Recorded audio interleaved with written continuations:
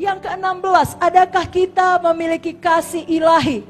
Kasih ilahi kalau disimpulkan artinya tidak mementingkan diri sendiri. Karena kalau kita mengasihi, kita tidak egois.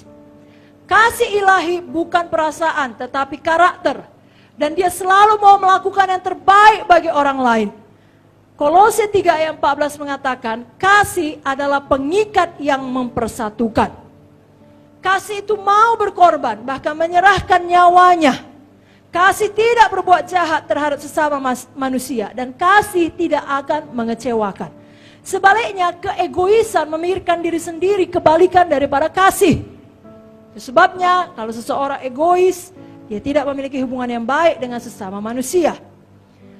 Saudaraku, Tuhan Yesus adalah contoh teladan yang paling utama tidak egois. Dalam Roma 15 ayat 1-3 saya bacakan. Kita yang kuat wajib menanggung kelemahan orang yang tidak kuat. Jangan kita mencari kesenangan diri sendiri. Setiap orang di antara kita harus mencari kesenangan sesama kita demi kebaikannya untuk membangunnya. Karena Kristus juga tidak mencari kesenangannya sendiri.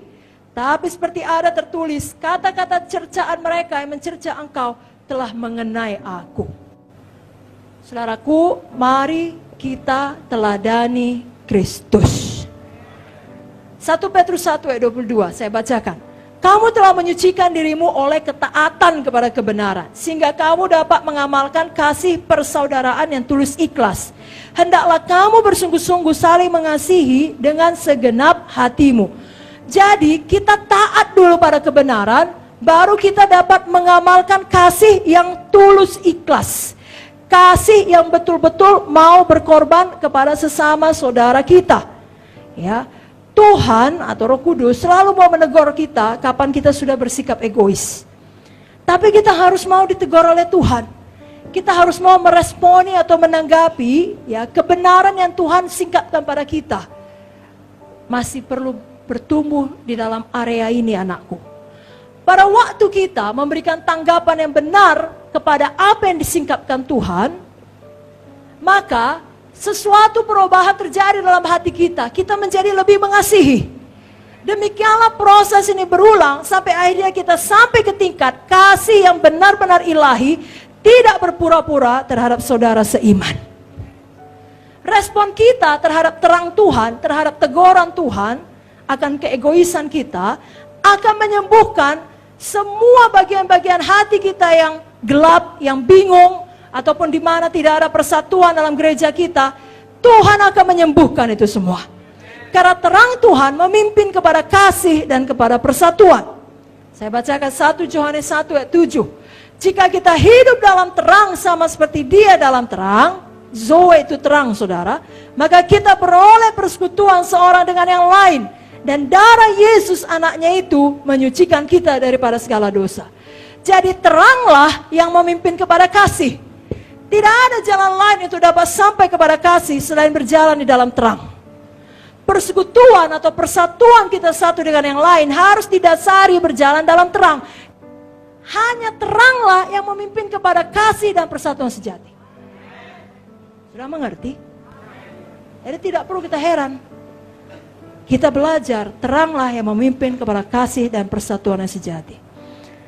Mustahil bagi kita memiliki persatuan sejati kalau kita menghindari terang. Kasih kita disempurnakan bila kita mau menanggapi terang Tuhan. 1 Yohanes 2 ayat 5 berkata, barang siapa menuruti firman-Nya, dalam orang itu sungguh sudah sempurna kasih Allah. Dengan itulah kita ketahui kita ada di dalam Tuhan. Mari kita berjalan dalam terang, saudaraku. Jangan berjalan di dalam gelap. Amin. Lalu kalau kita berjalan dalam gelap, ya, itu akan menghancurkan persekutuan kita dengan Tuhan, bukan hanya dengan sesama. Yang paling nyata adalah dosa. Mari kita buang dosa. Lalu kebencian, tidak mau mengampuni. Mari kita ampuni. Kemarin bahkan kita sudah belajar mengenai Daud. Sudah mati pun Saul, diciptakannya lagu untuk mengingat Saul. Ada orang yang menguburkan mayat Saul, dipujinya, dihiburnya. Kuatkan hatimu, Tuhanmu sudah mati. Dibutuhkan 2 orang untuk bertengkar. Kalau lagu dunia dikatakan takes 2 to tango. Dibutuhkan 2 orang untuk menari tango. Kalau tidak ada yang mau bertengkar, tidak ada yang mau membenci, salah satunya saja mau mengampuni, tidak akan jadi pertikaian itu, saudara. Itulah berjalan di dalam terang. Hari ini kita ingat, terang mendahului kasih. Mentaati terang kebenaran Tuhan, itulah yang membawa kepada kasih sejati dan kepada persatuan. Mari kita angkat tangan kita, katakan, saya berjalan dalam terang, saya buang semua dosa, saya tidak terikat 3G, saya berjalan dalam kasih, saya mengampuni semua orang. Ada amin? Amin. Karena memang dunia zaman sekarang butuh kali orang-orang yang penuh kasih Yesus.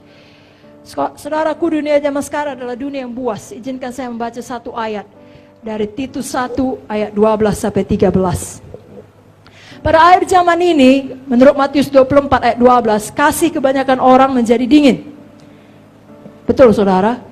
Kita tidak mau termasuk di dalamnya. Walaupun banyak kedurhakaan, banyak orang berontak, kasih kita tetap panas.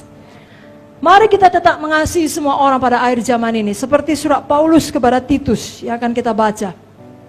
Mari kita baca sama-sama. 1, 2, 3, ya. Seorang dari kalangan mereka, nabi mereka sendiri pernah berkata, dasar orang Kreta, pembohong, binatang buas, pelahap yang malas. Kesaksian itu benar. Karena itu tegurlah mereka dengan tegas supaya mereka sehat dalam iman. Kita sejahat apapun jemaat kita, enggaknya kita bilang dia binatang buas. Atau ada kita sampai bilang binatang buas semua jemaat gitu kan, enggak. Tapi itulah yang terjadi kepada orang-orang Kreta yang dilayani oleh Titus. Sangat jahat, pembohong, binatang buas, pelahap yang malas. Tetapi Titus tetap mengajar mereka sebagaimana yang diajarkan oleh Paulus supaya mereka berjalan dalam kasih ilahi. Dalam Titus 2 ayat 2 dikatakan, laki-laki yang tua hiduplah sederhana, terhormat, bijaksana, sehat dalam iman, dalam kasih. Titus 2 ayat 3, perempuan yang tua hidup sebagai orang beribadah, jangan memfitnah, jangan menjadi hamba anggur, cakap mengajar hal-hal yang baik. Titus 2 ayat 4, perempuan muda kasihi suami, kasihi anak, hidup bijaksana, suci, rajin mengatur rumah tangga, baik hati, taat. Titus 2 ayat 5, orang-orang muda kuasai dalam segala hal, dan seterusnya. Sekarang ini pun mungkin ya dunia di sekitar saudara seperti orang Kreta, pembohong, binatang buas, pelahap yang malas. Tapi saudara tetap bisa memiliki kasih yang panas.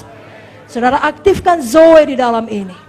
Karena memang dunia terhilang membutuhkan orang-orang yang rela hidup sebagai Kristus-Kristus yang penuh kasih.